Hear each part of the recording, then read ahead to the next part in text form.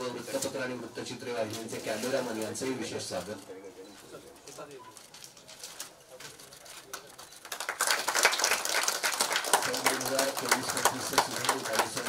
2024-25 मूळ अंदाजपत्रक या ठिकाणी सादर होत आहे आपल्या सर्वांच्या टाळ्यांच्या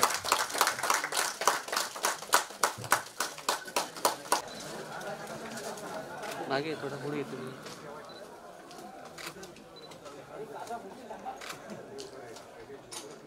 अभय सर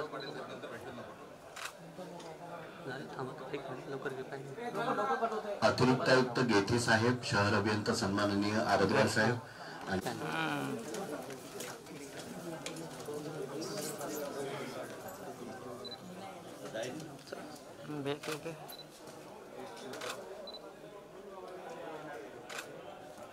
हो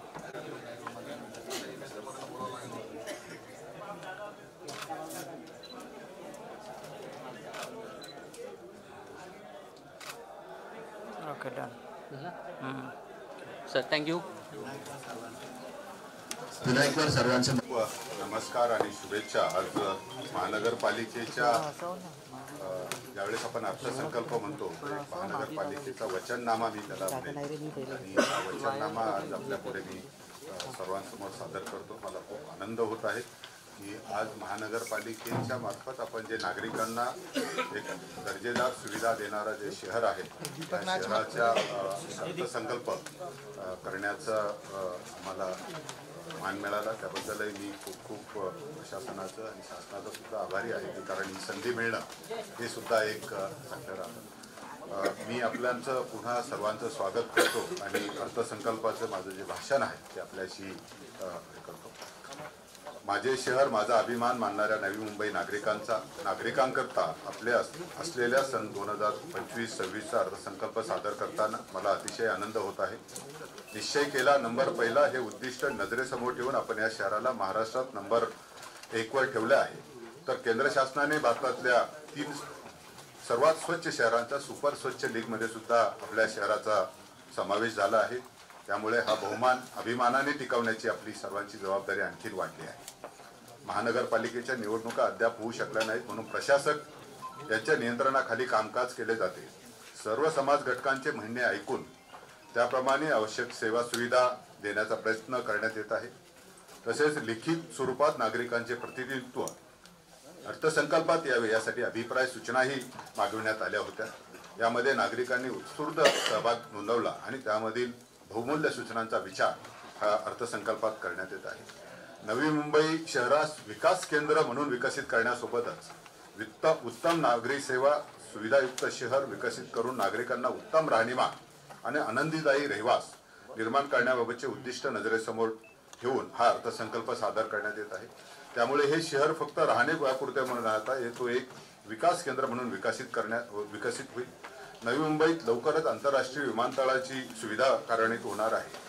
त्या अनुषंगाने मोठ्या प्रमाणात उद्योग आणि व्यापार यामध्ये वाढ होणार आहे। त्यास पूरक अशा सुविधा निर्माण करण्याची जबाबदारी सुद्धा आपल्यावर आहे। आयुक्त तथा प्रशासक या नात्याने एक स्वच्छ सुंदर शहरापासून पुढे एक राहण्यायोग्य सर्वोत्तम दर्जाचे शहर साकारण्याचे स्वप्न घेऊन हा अर्थसंकल्प सादर करण्यात येत आहे। मुंबई प्रादेशिक महानगर विकास प्राधिकरण क्षेत्राला विकास केंद्र म्हणून उदयास येण्यासाठी केंद्र आणि राज्य शासनाच्या नियोजन करीत आहे। त्या अनुषंगाने त्या विकास केंद्राचा एक हिस्सा बनण्याची संधी आणि जबाबदारी आपल्यावर आहे। ही बाब केंद्रस्थानी ठेवून अर्थसंकल्पाची मांडणी करण्यात येत आहे। The future of the cities lies in their ability to harness the power of technology to solve complex urban issues and create sustainable and livable communities.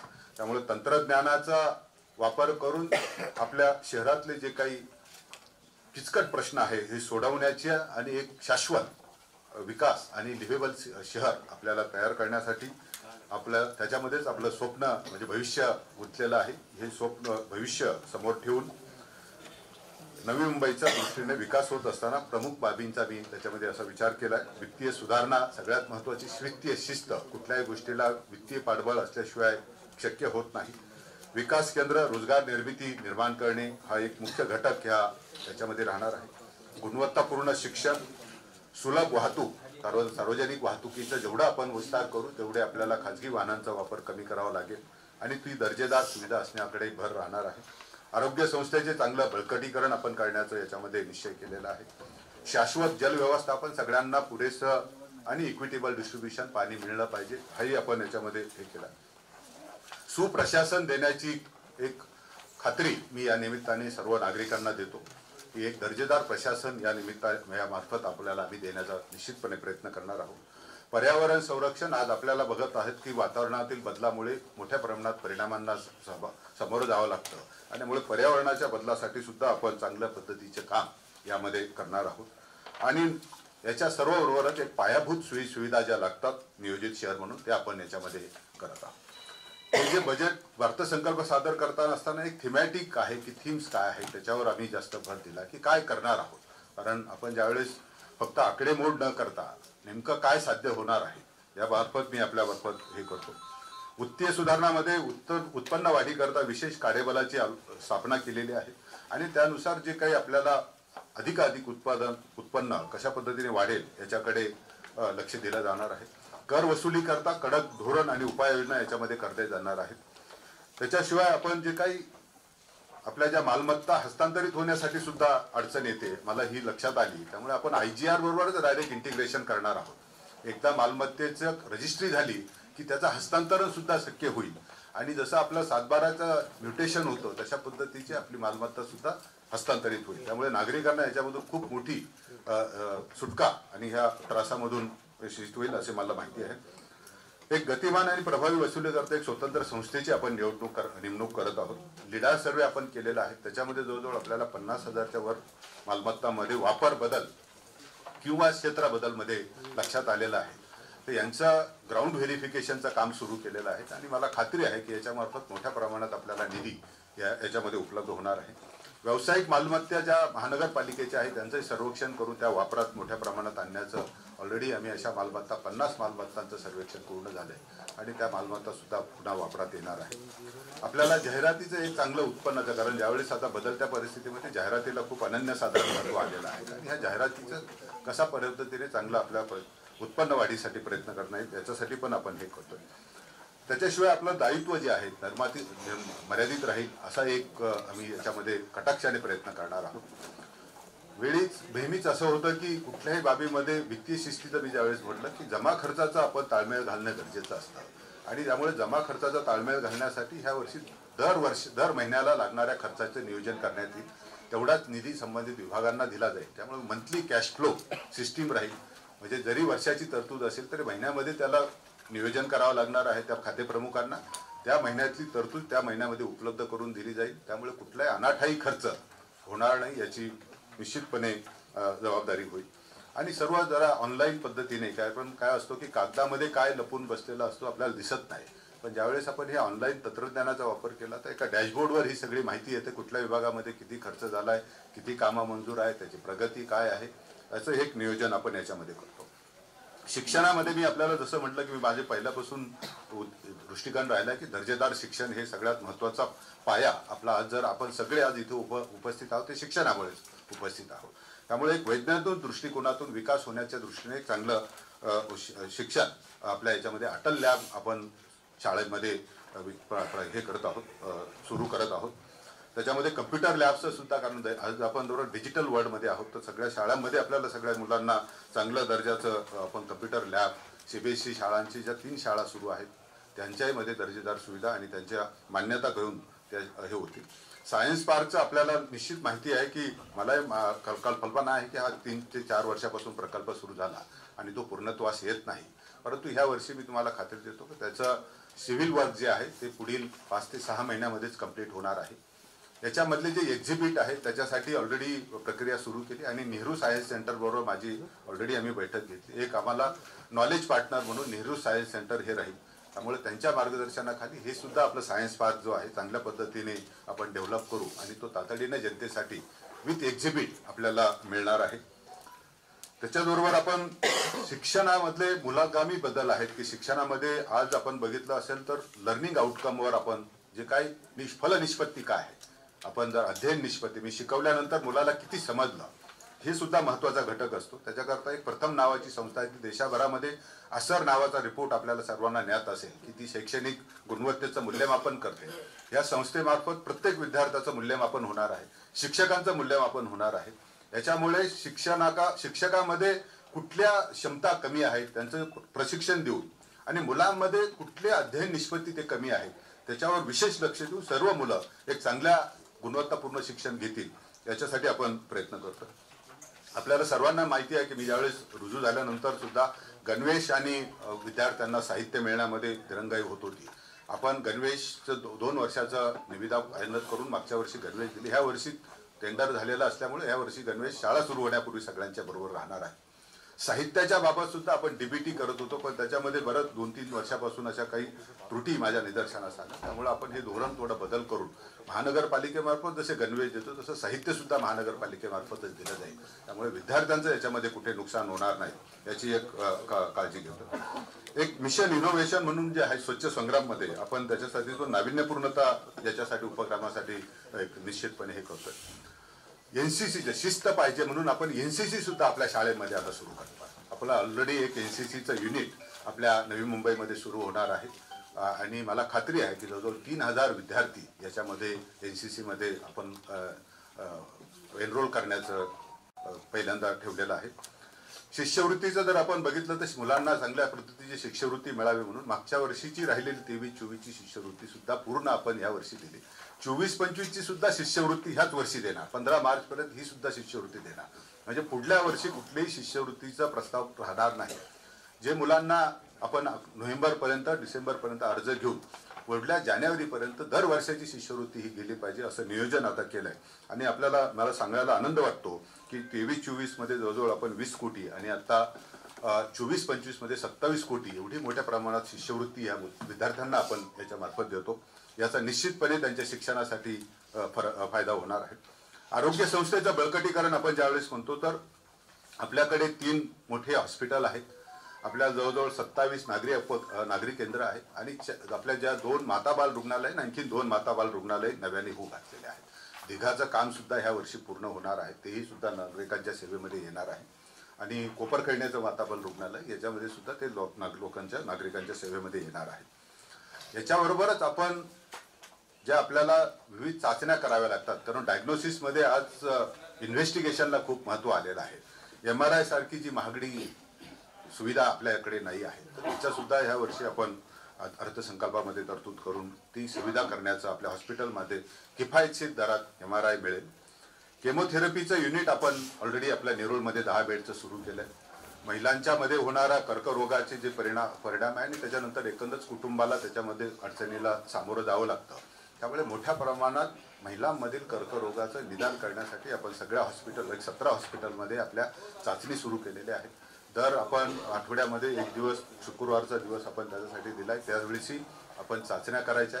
तिथून जे काही रेफरल झाले तर आपल्याकडे इथे टाटा कॅन्सर हॉस्पिटल खारघरचं जे अटॅक सेंटर आहे त्याच्यामार्फत आपण त्यांच्या मदतीने त्याचं पुढलं निदान आणि उपचाराची सुविधा आपल्या नेरूळच्या हॉस्पिटलमध्ये केमोथेरपीचा वॉर्ड आपण जवळजवळ 2 कोटी रुपये खर्च करून CSR मधून तो वॉर्ड सुद्धा तयार झालेला आहे. डायलिसिस युनिट सुद्धा आज जर बघितलं असेल तर डायबिटीसचं प्रमाण वाढत असल्यामुळे आपल्या किडनीवर परिणाम होतो आणि त्यामुळे डायबिटीस असलेल्या रुग्णांना किफायतशीर दराने वेळोवेळी डायलिसिसची सुविधा लागते. आपण वाशी आणि बेलापूरमध्ये 2 डायलिसिस सेंटर सुरू करत आहोत. मला खात्री आहे की हे डायलिसिस सेंटर सुद्धा जनतेला चांगल्या पद्धतीने लाभ करतील. कॅथलॅब आणि ICUचे जे काय आहे त्याच्यामध्ये सुद्धा आपण चांगलं काम हे हॉस्पिटलमध्ये करतोय. आपल्याकडे काही झोपडपट्टी जरी नसली परंतु आजही आपल्याकडे MIDC क्षेत्रामध्ये काही वस्ती आहे आणि ह्या वस्तीमध्ये तिथल्या मुलांमध्ये आरोग्याच्या काही सुविधा असतात. त्यामुळे न्यूट्रिशन रिहॅबिलिटेशन सेंटर जे काही मुलांमध्ये कमकुवतपणा असेल तर त्यांच्यासाठी विशेष प्रयत्न या लहान मुलांसाठी केले जातील. ज्येष्ठ नागरिकांची संख्या वाढत आहे आणि ज्येष्ठ नागरिकांच्या आजाराची संख्या वाढत आहे. त्यामुळे एक स्वतंत्र गेरियाट्रिक वॉर्ड आपण वाशीमध्ये सुरू करणार आहोत की तिथे ज्येष्ठ नागरिकांसाठी उपचाराची सुविधा राहील. जसं आपण पेडियाट्रिक वॉर्ड आहे तसे आता वृद्धांसाठी सुद्धा एक स्वतंत्र गेरियाट्रिक वॉर्ड आपल्याकडे राहील. आपल्याला माहिती आहे की आता ह्या वर्षापासून आपली नवी मुंबईमध्ये पोस्ट ग्रॅज्युएट मेडिकल इन्स्टिट्यूट सुरू झाले आहेत आणि 22 ॲडमिशन आपली पूर्ण झालेली आहेत 5 विषयामधली. त्याच्यामध्ये आपल्याला सर्जरी आहे, मेडिसिन आहे, ऑप्थॉल्मॉलॉजी आहे, ऑर्थोपेडिक्स आहे, आणि गायनॅकॉलॉजी आहेत, असे 4 आणि आणखीन 4 विषयांचे आपण पदव्युत्तर शिक्षणासाठी MCI कडे परमिशन मागणार आहोत. आणि मला खात्री आहे की हे जे आज 22 डॉक्टर आपल्याला मिळणार आहेत दरवर्षी, आणखी 3 वर्षासाठीचा कोर्स म्हणजे 66 डॉक्टर येतात. आणखीन 4 विषयाचे आपण घेतले तर आणखीन आपल्याला तेवढे 16 डॉक्टर आणखीन वळतील. आणि हे सगळे डॉक्टर आपल्याला post graduate doctor, MBBS doctor आपल्याला ही जी सेवा देण्यासाठी निश्चितपणे फायदेशीर राहणार आहे. आयुष्य रुग्णालय, कारण आपण जर बघितलं असेल तर ॲलोपॅथीचे जे काही परिणाम होतात, त्यामुळे आपल्याला आयुर्वेदिक रुग्णालय सुद्धा आपल्याकडे असलं पाहिजे. ते नाही आहे तर ते आयुर्वेदिक रुग्णालय एक आपण सुरू करण्याचं हे करतोय. या आरोग्य सेवेला लागणाऱ्या मनुष्यबळासाठी एक नर्सिंग कॉलेज सुद्धा आपण याच्यामध्ये आपण प्रस्तावित करत आहोत.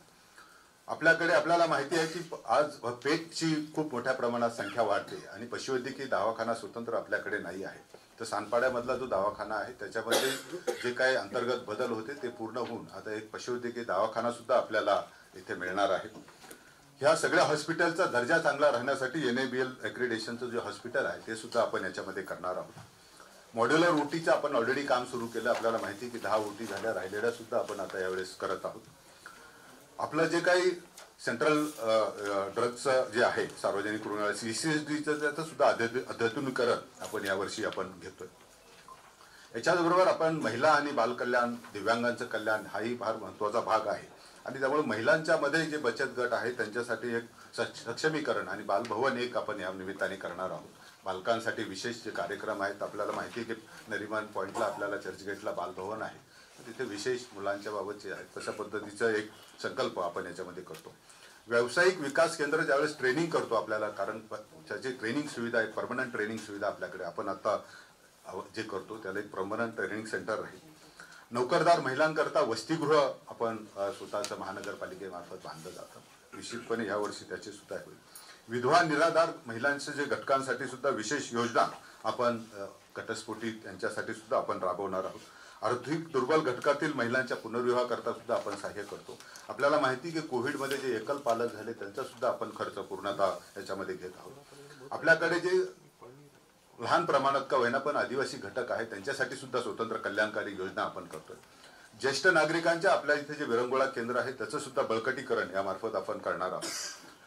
आपल्याला दीनदयाळ अंत्योदय जे आहे राष्ट्रीय नागरी उपजीविका अभियानाअंतर्गत जवळजवळ जे बचत गट आहेत आणि याच्यामध्ये सगळ्यात महत्त्वाचा भाग आहे की ही जी बचत गटांनी तयार झालेला माल विकायचा कुठे ही मोठी प्रश्न राहतो. त्यामुळे 30% आपली जे काही बाजारपेठातली गाळे आहेत ते फक्त नॉन फार्म प्रॉडक्टसाठी उपलब्ध राहणार आहे. मला खात्री आहे की ही जे महिलांनी तयार केलेले पदार्थ तिथं रोटेशन बेसिसवर ते डिस्प्ले करतील, विकतील आणि पुन्हा दुसरा गट येऊन तिथे हे करेल. म्हणजे ते कुणाला वाटप होणार नाही, ते महानगरपालिकेच्या ताब्यात राहतील, पण आपला प्रॉडक्ट येऊन आपण तिथं विकून आपण जाऊ शकता अशी एक सुविधा आपण याच्यामध्ये करत आहोत. हर घर संविधान हा एक महत्त्वाचा कार्यक्रम आहे. तो सुद्धा आपण आपल्या मुंबई विद्यापीठ आणि लॉ कॉलेज इथं जे आहे त्यांच्या सहयोगाने करणार आहोत. नवीन ग्रंथालय आपण त्याच्यामध्ये जे सानपाड्याचं आहे ते सुद्धा पूर्ण करून लवकरच ते जनतेसाठी उभं करत आहोत. दिव्यांगांचं सर्वेक्षण, कारण दिव्यांगांना माहिती देण्यासाठी आपल्याला स्वतंत्र सर्वेक्षण यावर्षी आपण करणार आहोत. एक नवीन, जसं आपलं वाशीमध्ये एक अत्याधुनिक दिव्यांग सेंटर आहे तसं एक आणखीन सेंटर ऐरोली भागामध्ये आपण नवीन करत आहोत. एक संक्रमण शिबिर सुद्धा आपल्याला, कारण ज्यावेळेस आता आपल्याला माहिती आहे की कुठेतरी एखादी इमारत ढासाळते आणि नंतर मग संक्रमण शिबिर नसतं, त्यामुळे हाऊसिंग फॉर डिसहाऊससाठी सुद्धा आपण त्याच्यामध्ये हे करतोय. कामगार कल्याणामध्ये सुद्धा जे पोस्टल विमा आहे तो जो 10 लाखापर्यंत मिळतो. आपल्याकडे मोठ्या प्रमाणात कामगार आहेत, त्यांना सुद्धा विमा संरक्षण मिळेल, त्याच्यामुळे त्यांचे कुटुंब सुरक्षित राहतील अशी एक आहे. आपल्याकडे जे तृतीयपंथी घटक आहेत त्यांचं सुद्धा एक प्रशिक्षण आणि सुविधा केंद्र त्यांच्यासाठी आपण करणार आहोत. हे करत असताना पर्यटन स्थळांचा विकास सुद्धा आपल्याला केला पाहिजे, कारण शहरामध्ये ज्यावेळेस मी म्हटलं की लिव्हेबल सिटी आपण करत आहोत, त्याचा अर्थ फक्त पायाभूत सुविधा हे करून चालणार नाही. त्याच्यासाठी शहरामध्ये पर्यटन टुरिझम प्लॅन आपण तयार करतोय, ऑलरेडी त्याचं काम सुरू केलेलं आहे. मरीना आणि मँग्रोव्ह पार्क हे दोन्ही गोष्टी आपण राज्य शासन आणि वन विभागाच्या मदतीने करणार आहोत. एक संग्रहालय आणि म्युझियम आणि मत्स्यालय हे दोन्ही गोष्टी आपल्याकडे याव्यात अशा पद्धतीनं आपण काम सुरू केलेलं आहे. मला खात्री आहे की हे सुद्धा या शहरामध्ये एक चांगलं लोकांसाठी सुविधा राहील. गवळीदेव आणि सुलाईदेवी हा इथले जे पर्यटन, त्याचं काही अडचणी होत्या वन पर्यटनाच्या, परंतु वन विभागाच्या सगळ्यात परवानग्या मिळून आता काम सुरू झालंय. त्याच्यामध्ये आणखीन वाढ मोठ्या प्रमाणात करण्यात येईल.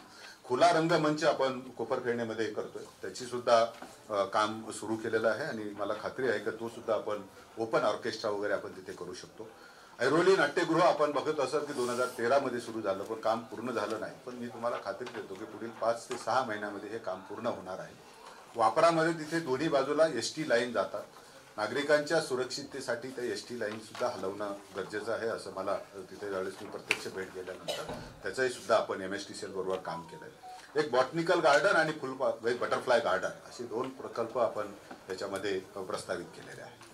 आणि माझी वसुंधरामध्ये आपण नवीन वृक्षाची लागवड, मी आपण मागच्या वेळेस वृक्ष प्राधिकरणाच्या बैठकीमध्ये देशी वृक्षाच्या प्रजातीचीच वाढ व्हावी, फुलझाडं वाढावी, फळझाडं वाढावी. कारण ज्यावेळेस आपण इको सेन्सिटिव्ह ज्यावेळेस म्हणतो, तो इको फ्रेंडली जे आहे, बायोडायव्हर्सिटी जे आहे, जैवविविधता आपल्याला ज्यावेळेस जर प्रमोट करायची असेल तर हे सगळं इथे असल्याशिवाय ते होणार नाही, त्याचाही हे करतो. आणि संत तुकाराम महाराज जसे म्हटलेत की वृक्षवल्ली आम्हा सोयरे वनचरे, पक्षी ही सुस्वरे अळविती, हे जोपर्यंत आपल्याला आपण साध्य करत नाही शहरामध्ये, आज फक्त शहरामध्ये गाड्यांचा गोंगाट येतो, पक्ष्यांचे आवाज येत नाही, त्याच्याकडे सुद्धा आपल्याला एक सहजीवन आपण केला पाहिजे. बांबू लागवड सुद्धा आपण जर बघितलं असेल तर याच्यामध्ये खूप मोठ्या प्रमाणात कार्बन जो खेचून घेण्याची क्षमता आहे, त्याच्यामुळे बांबू लागवडीच आहे. उद्यानामधील सुविधांमध्ये मोठ्या प्रमाणात भर, जे ओपन जिम आहेत, लहान मुलांची खेळणी आहेत, त्याच्याकडे सुद्धा आपण लक्ष देत आहोत. स्वच्छ पर्यावरणासाठी एक आपण जो क्लायमेट ॲक्शन प्लॅन जे आहे, पर्यावरण सुधारणा कृती आराखडा तयार करणार आहोत की कुठे आपल्याला काय उपाययोजना केल्या पाहिजे. आज आपण आपल्याला सर्वांना माहिती आहे की कन्स्ट्रक्शन डिमॉलिशन वेस्टसाठी आपण सक्त कार्यपद्धती निश्चित केली, त्याचं पालन पण होतं. त्याच्यामध्ये कोणी कचराही करत असेल तर त्यांना आपण दंड सुद्धा केले. त्याच्या पुढे जाऊन वेळ आली तर आपल्याला काही आणखीन कडक धोरण याच्यामध्ये केलं पाहिजे, कारण नागरिकांचं आरोग्य हे सगळ्यात महत्त्वाचं आहे. हवा शुद्धीकरण यंत्र आपण ठिकठिकाणी आपण ठेवतोय. आपल्याला माहिती आहे की आता मोठ्या प्रमाणात इलेक्ट्रिकल व्हेकलांची वाढ होत आहे, तर त्यामुळे इलेक्ट्रिकल व्हेकलचे चार्जर्स आपण स्टेशन मोठ्या प्रमाणात आपण शहरामध्ये उभं करत आहोत. प्रदूषण नियंत्रणासाठी जी मानक प्रणाली तयार केली तिचा काटेकोरपणे वापर करणार आहोत. सौर ऊर्जाबाबत आपल्याला लक्षात आहे की आपण सगळ्याच शासकीय इमारतीवर सौर ऊर्जेचे प्रकल्प आपण करणार आहोत. जो आपला तरंगता सौर ऊर्जा प्रकल्प मोरबे धरणामध्ये मागच्या 2 वर्षापासून त्याच्यावर काम चालू आहे, परंतु यावर्षी आपण त्याला थोडं रिड्राफ्ट केलं आणि निश्चितपणे त्याचं सुद्धा टेंडर निघून ते कामं होतील. आपल्याकडे जी सुलभ वाहतूक आहे, आपल्याकडे ज्या वाहतुकीसाठी जर आपण 547 बसेस आपल्याकडे आहेत, जवळजवळ 322 बसेस ह्या आपल्याला एक तर इलेक्ट्रिकल किंवा CNG आहे. राहिलेल्या ज्या आपल्या 250 पर्यंत ज्या बसेस आहेत त्या एकतर आपल्या डिझेलवर चालणाऱ्या आहेत मोठ्या प्रमाणात, आणि त्याच्यामधून होणारं प्रदूषण आपण कमी करण्यासाठी आणि त्यांचं आयुर्मान सुद्धा काहींचं पूर्ण झालं आहे, तर ह्या वर्षी 50% आणि पुढच्या वर्षी 100 आणि 125चं दोन्ही वर्षामध्ये पूर्ण ग्रीन फ्लीट नवी मुंबई महानगरपालिकेचं होईल, त्याची आपण नियोजन केलं आणि ह्या वर्षी 100 बसेस आपण ॲड करणार आहोत. ह्या बसेस चालत असताना त्या ITMS तंत्रज्ञानाला आपल्याला केंद्र शासनाने आत्ताच ITMS प्रोजेक्ट आपला सँक्शन केला आहे, त्यामुळे पूर्ण आपण एका जसं कमांड सेंटर मार्फत हे सगळी वाहतूक व्यवस्था सुद्धा आपण नियंत्रित करणार आहोत. उत्पन्न वाढीसाठी सुद्धा त्याच्यामध्ये आपण प्रयत्न करतो. नवीन बस मार्ग आहे, प्रवासी वाढवा अभियान आहे. आपल्याला सांगायला अभिमान वाटतो की ज्यावेळेस आपण 50% महिलांना लाभ देण्याचं ठरवल्यानंतर आपण जवळजवळ 60,000 प्रवाशांच्या मध्ये वाढ झाली. हे 60,000 प्रवासी वाढले, त्याच्यामुळे तेवढी खाजगी वाहनं रस्त्यावर कमी झाली. आपण जर त्याचा सामाजिक कॉस्ट बघितली, सोशल कॉस्ट बघितली, जरी इकॉनॉमिक कॉस्ट आपल्याला पैसे स्वरूपात आली नाही, पण ती सुद्धा खूप मोठ्या प्रमाणात आपण कार्बन क्रेडिट त्याच्यामध्ये घेणार आहोत. जे वाशी आणि वाशीमधले जे व्यापारी संकुल आहेत, ऑलरेडी त्याची आपण निविदा प्रक्रिया केली होती. 2-3 वेळा आपण टेंडर काढले, पण त्याला चांगला जो काय दर ठेवला त्याला तो प्रतिसाद येत नाही. त्याच्यामुळे पुन्हा नाईट फ्रँक ही जी संस्थेमार्फत आपण त्याचं पुन्हा रिइव्हॅल्युएशन करून तो सुद्धा त्याचं व्यापारी त्याच्यावर होईल. आणि खाजगी वाहनांकरता चार्जिंग स्टेशन सुद्धा आपण तयार करणार आहोत. जे आपले बसस्टॉप्स आहेत, डेपोज आहेत, तिथे सुद्धा आपण आणखीन व्यापाराच्या याच्यासाठी CNG स्टेशन तिथे उभारणार आहोत. सौर ऊर्जेचे प्रकल्प सुद्धा तिथे आपल्याला ज्या जागा आहेत त्याच्यामध्ये आपण करणार आहोत. आणि आपल्याकडे जे उपहारगृह सुद्धा सुरू करून त्याच्यामार्फत सुद्धा काही उत्पन्न आपल्याला त्याच्यामधून मिळणार आहे. शहरासाठी सगळ्यात महत्त्वाचा घटक असतो जलव्यवस्थापन. कारण शहराचं नवीन जलस्रोत आपण ज्यावेळेस बिराबाबत आपण चर्चा केली, त्याच्याबरोबर राज्य शासनाबरोबर ऑलरेडी आपले माननीय मुख्यमंत्री महोदय, आपले सन्माननीय लोकप्रतिनिधी मंत्री महोदय, उपमुख्यमंत्री महोदय यांच्याबरोबर बैठका झाल्या आणि हे आपल्याला नवीन भविष्यामध्ये जे आपलं आज जी 18.5 लक्ष लोकसंख्या आहे, 2028 पर्यंत आपण 23 लक्ष म्हणतो आणि पुढे आपण 2038 मध्ये 28 लक्ष आपल्या जे नियोजन आराखड्यामध्ये ही लोकसंख्येचं आपण जे काही मांडलेलं आहे त्याच्यासाठी लागणारं पाणी हे सुद्धा राहिलं पाहिजे. आणि मग पाण्याचा पुनर्वापर करणे, जे पाणी आहे ते, आणि जे नवीन स्रोत सोडून ते सुद्धा शोधून सुद्धा ते पाणी आपल्या शहराला आणण्याचं नियोजन याच्यामध्ये आपण केलेलं आहे. जलविद्युत त्याच्यामध्ये 24/7 पाणी पुरवठा योजनेचा प्रकल्प आपण बेलापूरमध्ये करतोय. तो प्रकल्पाची कामं आता सुरू आहेत. काही वन विभागाच्या परवानग्या होत्या, MCZMAच्या परवानग्या होत्या, त्या मिळाल्यात. आता आपल्याला हायकोर्टाची परमिशन घेऊन जे मँग्रोवमध्ये मोठी पाईपलाईन बदलायचं काम आहे त्याचं 2.7 किलोमीटरचं ते होईल. आणि मग इथे अंतर्गत जे व्यवस्था आहे त्याचं सुद्धा कामं चालू आहेत. ती कामं सुद्धा प्राधान्याने पूर्ण करून आपल्याला 2-3 त्याच्यामध्ये उंच टाक्या सुद्धा बांधायच्या आहेत, ESR सुद्धा बांधायचं, ते पूर्ण होणार आहे. याच्याबरोबरच आपण आज आपल्याकडे जे पाणी पुरवठा करण्यासाठी ट्रान्समिशन लाईनला स्काडा आहेत, परंतु डिस्ट्रीब्युशन लेवलला तुमच्या घरापर्यंत पाणी येत असताना कुणाला पाणी कमी पडलं, कुणाला जास्त मिळालं, याच्यासाठी आपण डिस्ट्रीब्युशन लेवलचा स्काडा सुद्धा याच्यामध्ये करणार आहोत. त्याचं सुद्धा टेंडर आता फायनल झाले. राज्य शासनाच्या मान्यतेने हे काम सुद्धा आता आपण सुरू करणार आहोत. उद्यानांमध्ये सौर ऊर्जेवर आपण भर देणार आहोत. त्यामुळे मोठ्या प्रमाणात सौर ऊर्जा आधारित वॉटर कूलर आणि चांगल्या पद्धतीचं, कारण नागरिक ज्यावेळेस ज्येष्ठ नागरिक, लहान मुलं हे उद्यानामध्ये जातात आणि त्यांना पिण्याचं पाणी आणि शौचालय ही दोन्ही चांगल्या दर्जेदार सुविधा करण्याचा प्रयत्न करतो. पुनर्युक्त पाण्याचा आपण व्यापारी दृष्टीने वापर करण्याचं केलं. महानगरपालिकेचं आणि MIDC बरोबर करारनामा झाला 40 MLDचा. आज 10 MLDचं पाणी आपण वापरलं. कंट्रोल एस नावाची कंपनीमार्फत आपला दुसरा करारनामा होतो, त्याच्यामध्ये त्यांना 15 MLD पाणी आपण देणार आहोत. त्याच्याशिवाय बुलेट ट्रेनचं काम सुरू झालं, त्यांना 8 MLD पाणी आपण करतो. कन्स्ट्रक्शनसाठी सुद्धा आपण हे पुनर्प्रक्रियायुक्त पाणी वापरायचं आपण नियोजन केलं. त्यामुळं ह्या पाण्याचा पुरेपूर वापर, जे आपलं पिण्यासारखं पाणी आपण ते वाचू शकू आणि याच्यामधून आपल्याला सांडपाण्यामधून आपण उत्पन्न वळवण्याचा प्रयत्न करतोय. मलनिस्सरण प्रकल्पामध्ये जे आपल्याला जो आपण जे झोपडपट्टीचा भाग आहे तिथे मलनिस्सरण प्रक्रिया सुद्धा आपण करतोय. त्याचे काही अमृतमधले 11 प्रकल्प सुरू आहेत, हे सुद्धा प्रकल्प करण्याचं आहे. आज वैकुंठधाम महाप्रस्थान म्हणजे आपल्याकडे आपल्याला जी काही आपली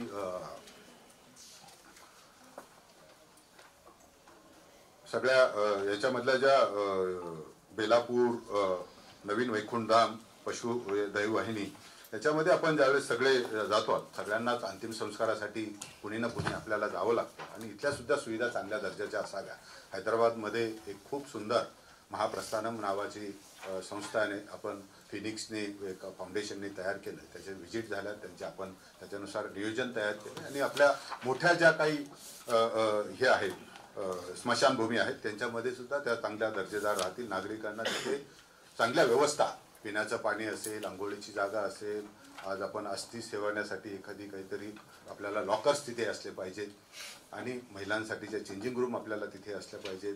आपल्याला बसण्यासाठी, आपल्याला जे काही प्रार्थना असते प्रार्थनास्थळासाठी प्रार्थना करण्यासाठी एक चांगली व्यवस्था असावी. आणि त्याच्याबरोबरच आपण CNG आणि, कारण लाकूडाचा वापर कमी करून CNG आणि इलेक्ट्रिफिकेशन सुद्धा सुविधा करतोय, तो सुद्धा नागरिकांनी फायदा घेतला पाहिजे. आज पशूंच्या बाबत जसं मी म्हटलं की आपण दवाखाना सुरू करतो, तसे पशुदैव दाहिनी सुद्धा आपण तयार करणार आहोत, कारण त्यांचे सुद्धा अंत्यसंस्कारासाठी चांगली जागा असली पाहिजे. त्यामुळे आपल्याला त्याचा निश्चित फायदा होईल. घनकचऱ्याचं ज्यावेळेस आपण बघतो की आपण जर शहराचं, आपण एवढं सुंदर शहर आहे, सगळी साफसफाई होते, जसं संत तुकडोजी महाराज म्हणतात की स्वच्छ सुंदर ठेवा नगरी, तयातच होई प्रगती सारी. आणि ही जे शहराची आपण स्वच्छता ठेवतो त्याच्यामधूनच ही आपण प्रगतीकडे वाटचाल करतोय, हे लक्षात घेऊनच महानगरपालिकेने सर्वांच्या सहकार्यातून स्वच्छतेमध्ये नामांकन आपण ठेवतोच आहे. त्यामुळे अत्याधुनिक कचरा संकलन आणि वाहतूक, जे आपल्या गावठाणापर्यंत आपल्याला लहान व्हेकल आपल्याला लागणार आहेत, त्या व्हेकल आपण करतोय.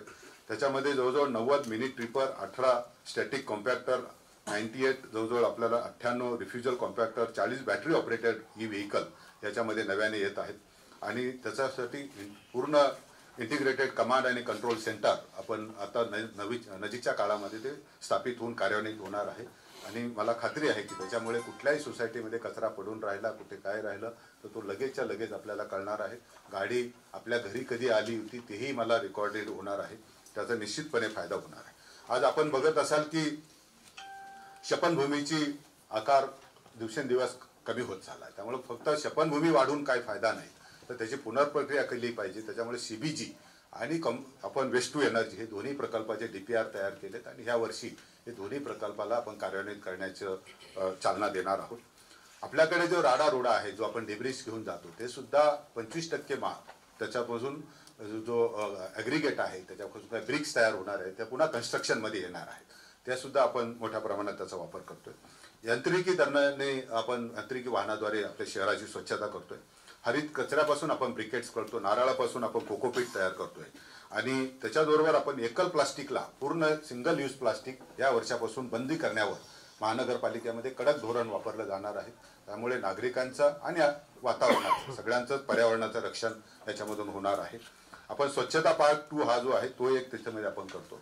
स्वच्छश्री पुरस्कार आपल्या ज्या ह्या क्षेत्रामध्ये चांगलं काम करणारी संस्था असतील व्यक्ती असतील त्यांना सुद्धा गौरवण्याचं मानस यावेळेस आपण ठेवलेलं आहे. रिसायकल आणि डाईन ह्या 2 गोष्टी आहेत. स्वच्छ सुपर लीग मध्ये आपण एक करतोय आणि नवीन शौचालय बांधणे सुधारणा करणे कारण जवळजवळ 400च्या वर आपले CTPT आहेत यांचा चांगला दर्जा राहिला पाहिजे याच्यावर सुद्धा आपण प्रामुख्याने काम करतोय. आज आपल्याला ज्यावेळेस म्हणतो की चांगलं निरोगी आपल्याला आयुर्मान पाहिजे मुलांमध्ये चांगल्या पद्धतीची विजुगुषी वृत्ती तयार व्हायला पाहिजे तर क्रीडा सुविधांचा सुद्धा चांगला वापर व्हायला पाहिजे. आपल्याकडे तरण तलावाची सुविधा नजीकची वाशिंदमध्ये सुरू झाली तिचा सगळ्या नागरिकांनी फायदा घ्यावा. तशाच पद्धतीचे तरण तलाव आपण आता लवकरच घनसोलीमधला सुद्धा कार्यान्वित होणार आहे.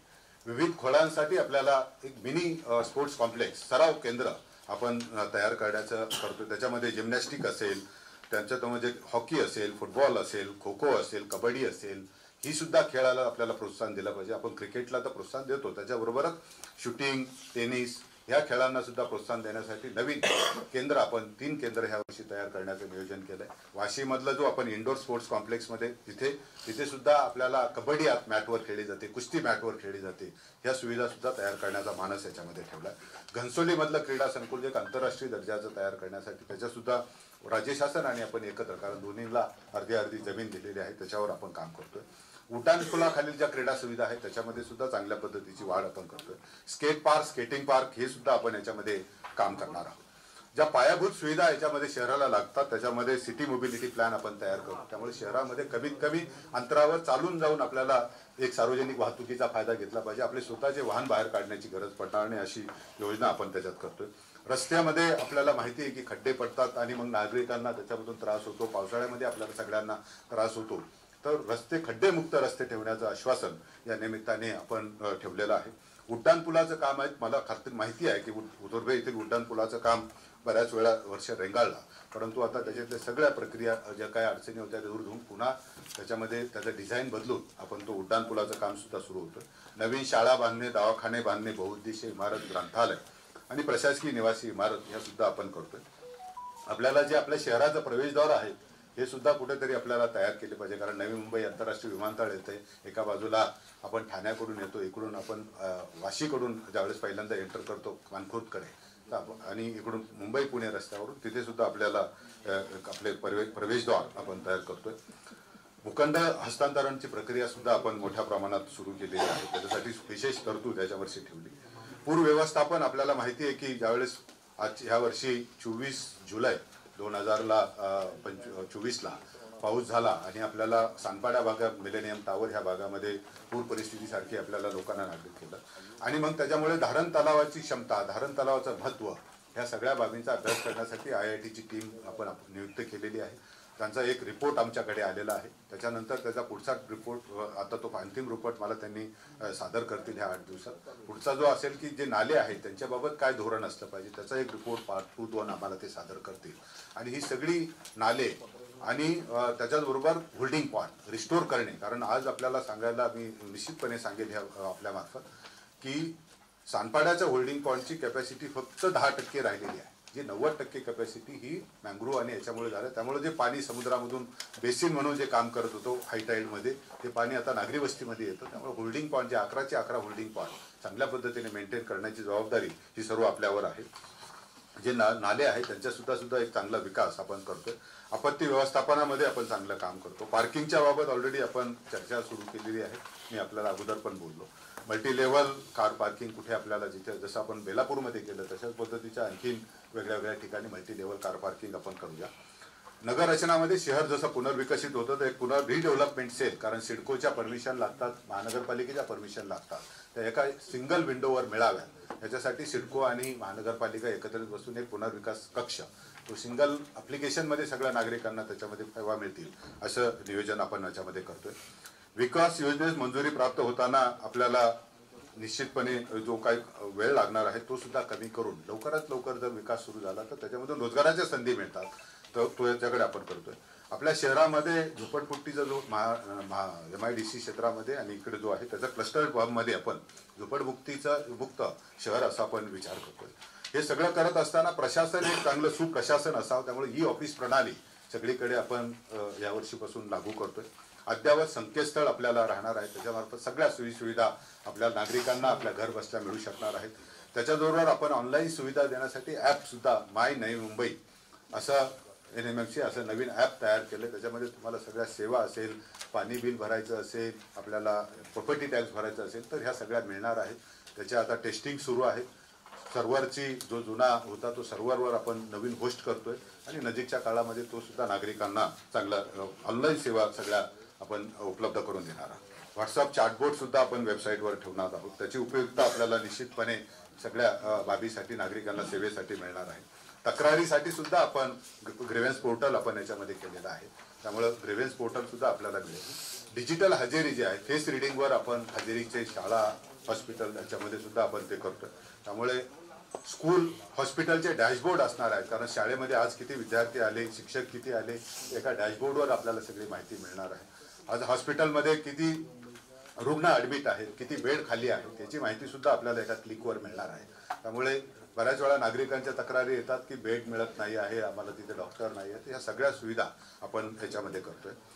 त्याच्याबरोबर एक अभिलेख जे आहे ते अभिलेख डिजिटायझेशन सगळं आहे, रेकॉर्ड आहेत. आज आपण बघितलं असेल शाळेमध्ये आपला जन्मदाखला काढायला गेल्यानंतर आपल्याला जुन्या नोंदीवरून करावा लागतो आणि ती लिखित स्वरूपात आहे, ते जीर्ण झालेले आहेत, यांचं पूर्ण डिजिटायझेशन, ज्या महत्त्वाच्या फाईल्स आहेत त्यांचं डिजिटायझेशन आपण याच्यामध्ये करणार आहोत.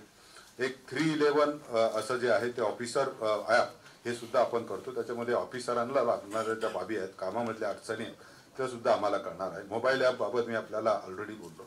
CCTV यंत्रणा आपल्याकडे ज्या आहेत पूर्णत्वास आलेली आहेत, अजूनही त्याच्यामध्ये काही तक्रारी आहेत त्या सोडून चांगली CCTV यंत्रणा आणि एक नवीन ICCC सेंटर पोलिसांच्या इथे पोलीस आयुक्तालयामध्ये सुरू करतात, त्याचं सुद्धा काम सुरू झालेलं आहे.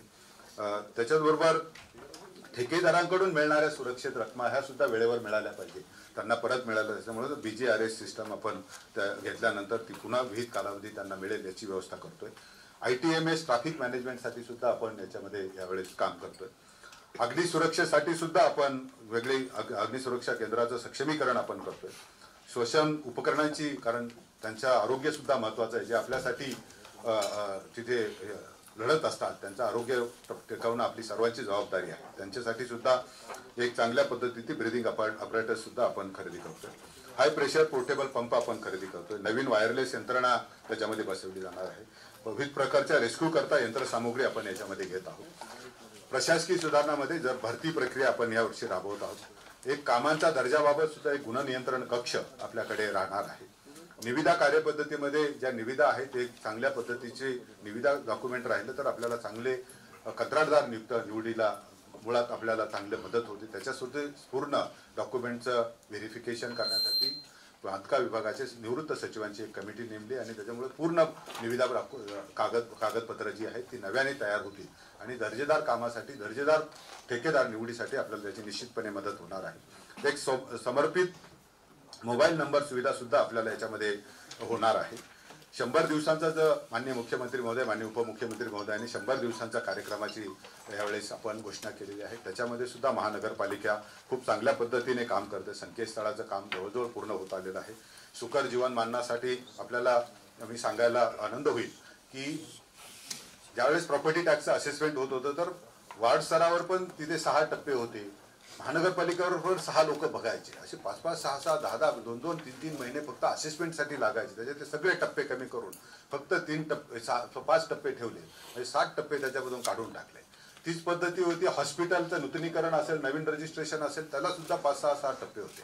3 टप्प्यावर ठेवलं. पहिलं ॲप्लिकेशन करणार, तिथला मेडिकल सुप्रिटेंडंट बघणार आणि DHO बघणार, इथं MOH बघणार, 3 टप्प्यामध्ये ते सुद्धा. त्यामुळे काय होईल, त्यामध्ये गती येणार. प्रशासकीय सुधारणा करण्याचं ते एक आपण म्हटलं की काम प्रशासकीय सुधारणा त्याच्यामध्ये करतो. जनतेच्या तक्रारींचं ज्यावेळेस आपण ग्रीव्हन्सेस पोर्टल तयार केलेलं आहे, त्याचा आढावा मी माझ्या वैयक्तिक ज्यावेळेस आठवडे मीटिंग असतात सगळ्या खातेप्रमुखांचे, त्याच्यामध्ये निश्चितपणे घेत असतो.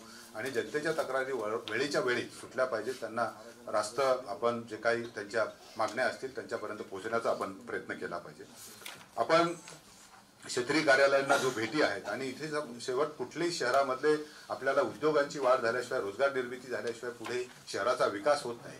त्यामुळे चांगल्या रोजगार गुंतवणुकीसाठी, विस्तार करण्यासाठी, गुंतवणूक प्रोत्साहनासाठी मी ऑलरेडी एक माझी बैठक सगळ्या इंडस्ट्री असोसिएशन बरोबर झाली, डेव्हलपर बरोबर झाली, आता हॉटेल असोसिएशन बरोबर सुद्धा घेणार आहे की जिथे रोजगाराच्या संधी उपलब्ध होतात त्यांना लागणाऱ्या सोयीसुविधा महानगरपालिकेमार्फत आपण देणार आहोत. नाविन्य उपक्रमामध्ये आपण एक इकॉनॉमिक मास्टर प्लॅन सेल ह्याच्यामध्ये करणार आहोत. त्यामुळे आपल्याला शहराचं एक master plan, economic master plan सुद्धा याच्यामध्ये मिळेल. एक IAS प्रशिक्षण केंद्र किंवा चांगल्या शिक्षणाबरोबरच आपल्याला पुढच्या चांगल्या भारतीय प्रशासकीय सेवेमध्ये सुद्धा जाण्याची संधी आपल्या स्थानिक नागरिकांना मिळावी. त्यामुळे सानपाडामधली जी आपली लायब्ररी त्याच्यावरच आपण भारतीय प्रशासकीय सेवा केंद्र सुद्धा तिथे तयार करणार, प्रशिक्षण केंद्र करत आहोत.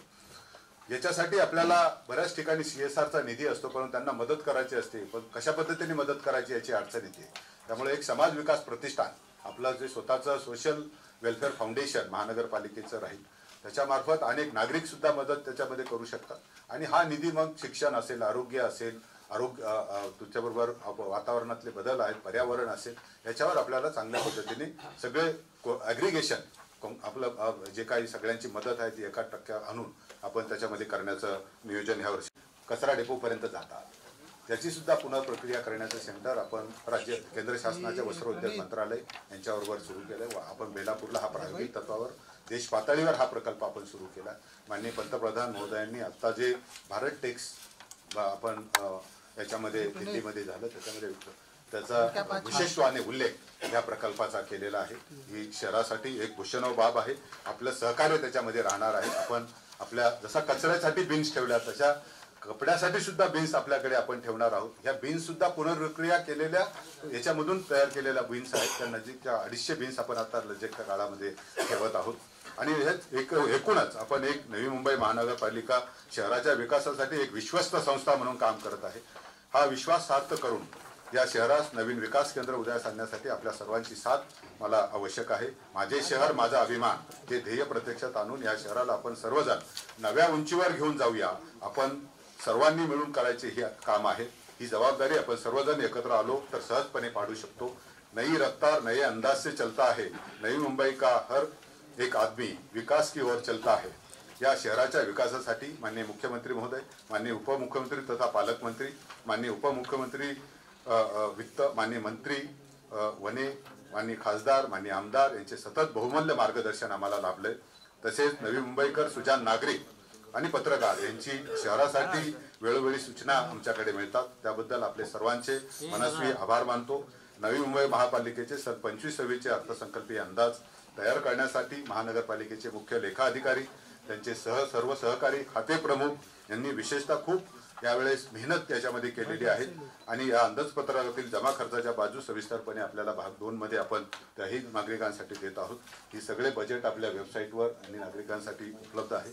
मागील उद्दिष्टपूर्ती करणारे आरंभीची शिल्लकसह जवळजवळ 1686 कोटी आणि जमा 3403.82 कोटी रुपये अशी मिळून एकत्रित जमा 5089 कोटी आणि 3788 कोटी खर्चाचे 24-25 मी सुधारित अंदाजपत्रक सादर करत आहे. तसेच 1301 कोटी आरंभीच्या शिल्लकीसह 5709 कोटी एवढी मोठी रक्कम अर्थसंकल्पाची झालेली आहे. आणि जवळजवळ 5684 कोटीचा खर्चाचा अर्थसंकल्प 25 कोटी हा आपण शिल्लकीसह या 25-26 या वर्षाचं सादर करत आहोत. धन्यवाद.